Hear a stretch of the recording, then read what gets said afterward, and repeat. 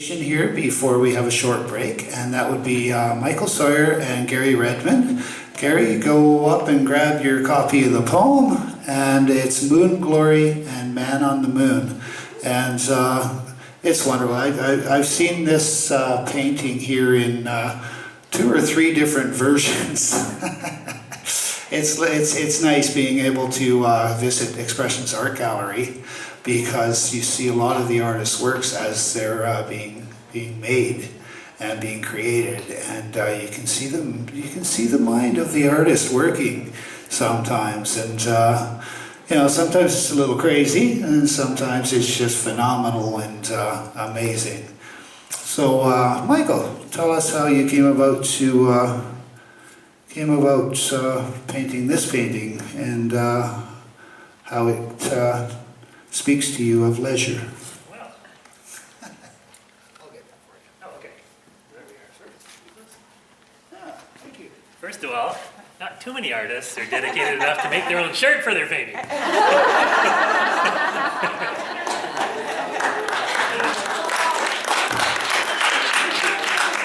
I'm on wine instead of coffee, so I promise not to be so wound up. How many people know what a moon glory is or have ever seen one? 1, 2, maybe. A moon glory is when there's just the right amount of ice crystals in the air, usually in the fall or the winter, and I couldn't fit it on the canvas, but compared to the moon, it's usually more like this. It's this beautiful ring that's almost like a, like a rainbow, but it's fairly white. But I gave it a little echo in there and put it in. The reason I did this is when the topic leisure came up, I thought, I'm not really into sports. I don't know, like, okay, maybe I could do somebody at the beach with a Dos Equis as a lens with a sand, and I didn't really feel it. So I wanted to go for the feeling of leisure, so I just sat and marinated with the feeling of leisure, and I thought about walking under a moon, and then it was a moon glory, so that's how I came to that.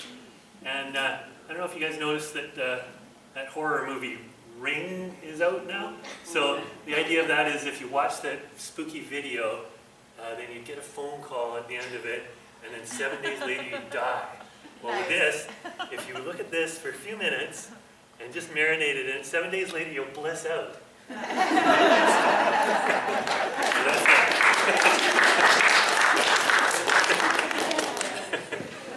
All right, I love the shirt. I do love the shirt. That shirt is great. You're up, Gary. Mr. Redmond. Yeah, so I love this painting. With the moon, I find it's a reoccurring theme with most of my writing.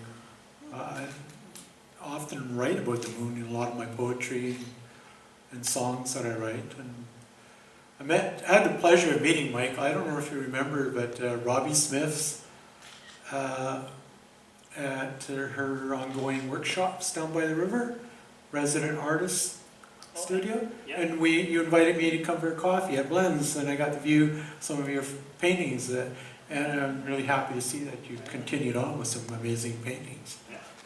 Anyways, I looked at the painting of the moon and wasn't thinking of moon glory so much as the rings, but it just the brilliance of the moon and the detail in it. And I remembered when I was a kid growing up, having my parents got this globe. They brought home a globe one time, and it also came with a moon globe.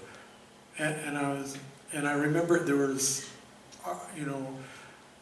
those little images on the moon. They've all been named. So I did a little research, and I came up with this poem based on kind of a lot of the landmarks that astrologers come up with.